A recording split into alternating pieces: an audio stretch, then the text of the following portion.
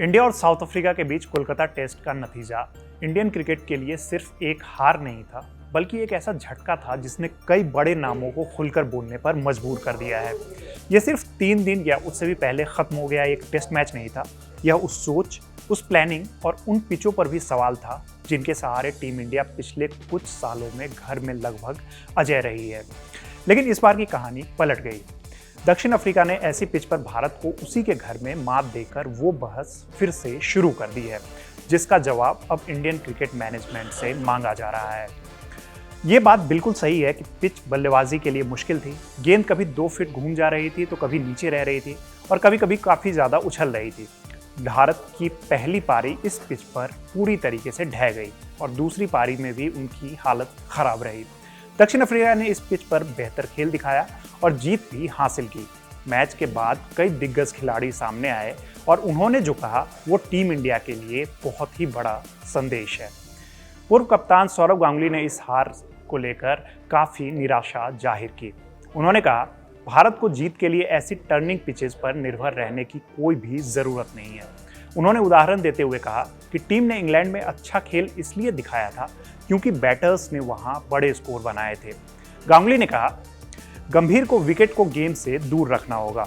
भारत के पास जो bowling attack है वो स्पोर्टिंग विकेट पर भी मैच जिता सकती है। ऐसे विकेट होने चाहिए जिन पर टेस्ट मैच 5 दिन तक चले और खिलाड़ियों को अपनी असली क्षमता दिखाने का मौका मिले। गांगुली की बात का मतलब साफ है कि भारत को अच्छी और बैलेंस पिचों पर खेलना चाहिए, ना कि ऐसी पिचें जहां पर मैच सिर्फ 2 या फिर 3 दिन में खत्म हो जाए। वहीं अनिल कुंबले ने कहा कि वो इस बात से हैरान है कि टीम ने ऐसी पिच की मांग की थी। कुंबले ने ईडन गार्डन्स की पुरानी पिचों का जिक्र किया और कहा कि ये मैदान हमेशा संतुलित पिचों के लिए जाना जाता रहा है। कुंबले ने कहा, इंग्लैंड सीरीज में हमारी युवा टीम ने टफ कंडीशन में भी बहुत ही अच्छा खेल दिखाया था, इसलिए खिलाड़ियों को ऐसी ही पिचों पर आगे बढ़ने देना चाहिए जहां उनकी स्किल निखर सके। ऐसी पिचें नहीं होनी चाहिए जिन पर बल्लेबाज को ये बात का भरोसा ही ना हो कि वो इस मैदान पे शतक भी लगा सकते हैं। वहीं हरभजन सिंह ने भी भारत की इस हार को लेकर काफ़ी गुस्सा जाहिर किया। उन्होंने अपने यूट्यूब चैनल पर कहा, ऐसी पिच बनाकर टेस्ट क्रिकेट को बर्बाद कर दिया गया है। ये कई सालों से लगातार हो रहा है। टीम जीत रही थी इसलिए ये बातें कोई नहीं बोलता था। ऐसे विकेट्स पर कोई विकेट ले रहा है, कोई महान बन जा रहा है। सबको लगता था कि सब कुछ ठीक चल रहा है, लेकिन ये खेलने का बहुत ही गलत तरीका है। भज्जी ने आगे कहा, आप ये करके आगे नहीं बढ़ रहे हो, बस ऐसे घूम रहे हो जैसे बैल चक्की में बंधकर घूमता रहता है। आप जीत रहे हो लेकिन इसका कोई फायदा नहीं है। एक खिलाड़ी के तौर पर आप सीख नहीं रहे हो। अब वक्त ये है कि इस पर फिर से विचार किया जाए। वहीं इरफान पठान ने एक्स पोस्ट में लिखा, दुनिया भर में टर्निंग पिचों पर स्पिन खेलने की स्किल काफ़ी कम हो गई है। ये बात मैं भी मानता हूँ, लेकिन भारत की जिस तरीके की बल्लेबाजी रही है वो देखकर साफ लगता है कि हमारी अपनी क्षमता भी काफ़ी गिर गई है, क्योंकि हम स्पिन के अगेंस्ट हमेशा अच्छा खेलते थे। सॉफ्ट हैंड से खेलना, कलाई का इस्तेमाल, ये सारी चीज़ें बहुत ही ज़्यादा कम हो गई है। वहीं वेंकटेश प्रसाद ने इस हार को लेकर टीम मैनेजमेंट पर जमकर निशाना साधा। उन्होंने कहा, हम वाइट बॉल क्रिकेट में बहुत अच्छे हैं, लेकिन ऐसी प्लानिंग के साथ हम खुद को टॉप टेस्ट टीम नहीं कह सकते। बिना कोई क्लियर प्लान, सिलेक्शन और ज़रूरत से ज़्यादा सोच विचार टीम को नुकसान पहुंचा रहा है। इंग्लैंड वाली ड्रॉ सीरीज को छोड़कर पिछले 1 साल में टेस्ट में हमारे नतीजे काफ़ी खराब रहे हैं। वहीं पूर्व क्रिकेटर चेतेश्वर पुजारा के मुताबिक घर में हार को किसी भी तरह से जस्टिफाई नहीं किया जा सकता। पुजारा ने कहा, ट्रांजिशन की वजह से भारत अपने घर में हार जाए, ये बात मैं नहीं मान सकता हूँ। विदेश में हार समझ आती है क्योंकि वहाँ हम बदलाव के दौर में हैं, लेकिन घर में हारना इसका जस्टिफिकेशन नहीं है। इस टीम में इतना टैलेंट है कि ये कमाल कर सकती है। आपको अच्छी विकेट देनी चाहिए। हमारे पास इतना टैलेंट है कि अगर इंडिया ए की टीम को भी साउथ अफ्रीका मेन टीम के खिलाफ कभी मैच खेलना हो अच्छी पिचेस पर, तो वो ये मुकाबला जीत सकते हैं। वहीं साउथ अफ्रीका के दिग्गज पेसर बिल स्टेन का भी रिएक्शन सामने आया है। उन्होंने कहा कि उन्हें नहीं लगता कि पिच जो है वो नॉर्मल थी।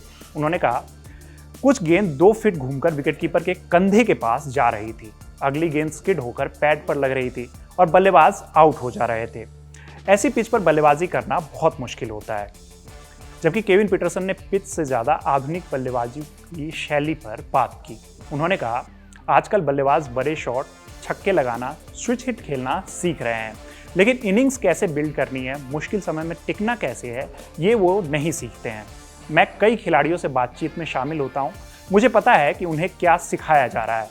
पीटरसन ने आगे कहा, इसमें खिलाड़ियों की गलती नहीं है। आधुनिक क्रिकेट की दिशा ही ऐसी हो चुकी है। अब प्राथमिकता ये है कि आप स्पिन को किस तरीके से खेलकर अपनी पारी को बचा सकते हैं।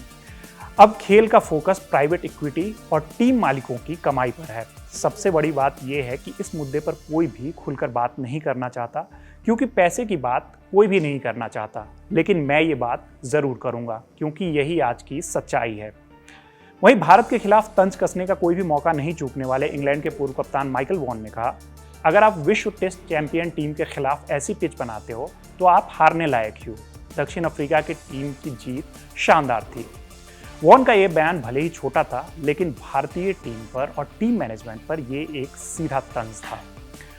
तो आखिर समस्या कहाँ है? क्या सिर्फ पिच को दोष देना सही है? क्या बल्लेबाजों की तकनीक T20 स्टाइल की हो चुकी है? क्या टीम सिलेक्शन और प्लानिंग में कुछ न कुछ गड़बड़ी है?